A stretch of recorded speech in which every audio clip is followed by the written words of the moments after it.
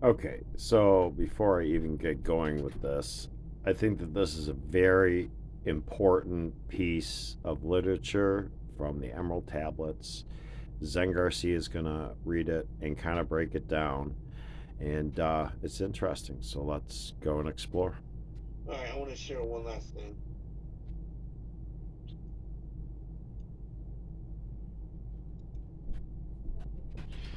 This is from the Emerald Tablets of Thoth.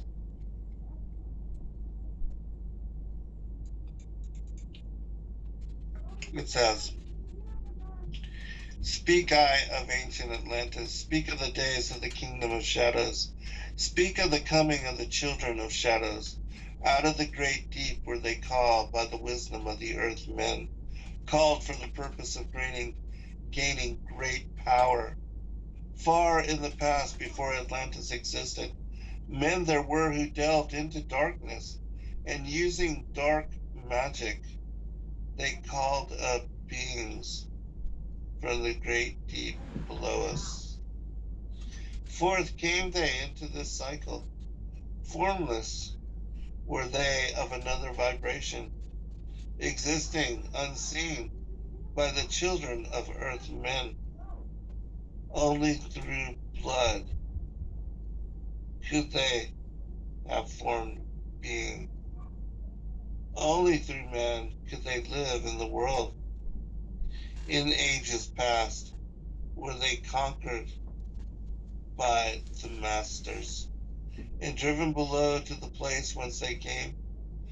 Some there were who remained hidden in spaces and plains unknown to man. Lived they in Atlantis as shadows, but at times they appeared among men. A.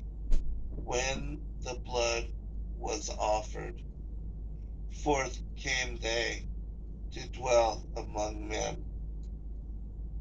In the form of man, they amongst us, but only to sight were they as our men. Serpent headed when the glamour was lifted, but appearing to man as men among men.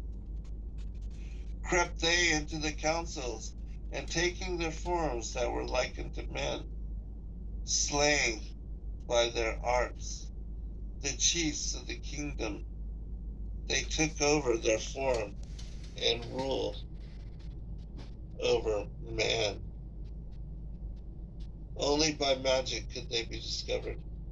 Only by sound could their faces be seen. Sought they from the kingdom of shadows to destroy man and to rule in his place. But know ye the masters were mighty in magic, able to lift the veil from the face of the serpent, able to send him back to his place. Came they to man and taught him the secret, the word that only a man can pronounce. Swift then they lifted the veil from the serpent, cast him forth from his place among men. Yet beware, the serpent still liveth in a place that is open at times to the world. Unseen, they walk among thee in places where the rites have been said. Again, as time passes, onward shall they take the semblance of man. And so, you know, I mean, this is an ancient, very ancient text said to be 25,000 years old. And it describes these serpent headed reptilian beings, the seraphim angels, the Anunnaki, the Nakash of Genesis 6, as taking over the councils of men and ruling in their places. I mean, come on, when the blood is offered in the places where the dark rituals and the ancient magic are performed, I mean, this stuff is, in my opinion, still connected to what we see being revealed by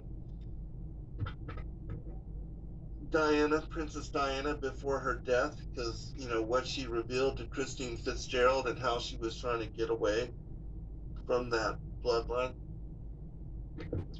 resulted in her ritual sacrifice.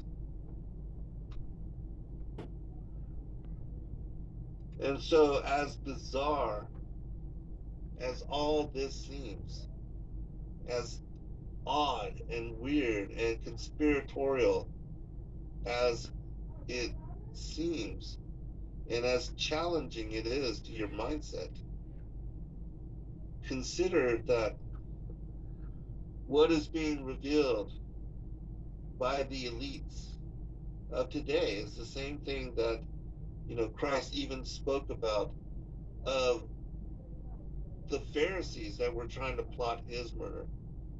He said that their fathers were the bloodline connected to Cain, who had been historically the murderers of the prophets, all the way from Abel to Zacharias. And this is still ongoing in this day and age. And so, what I'm revealing in this book is connecting Okay, the so ancient. so there we have it. It kind of explains like when Biden's eyes go black, who's he actually being controlled by? The shadow realm, the shadow people, the blood sacrifice. You guys start investigating that, and there's just a lot of information out there that ties it all back to Thoth and the Emerald Tablets. And it's very important for most people to at least listen to this because, well, we never know what type of insight we're going to get back. Thanks, guys.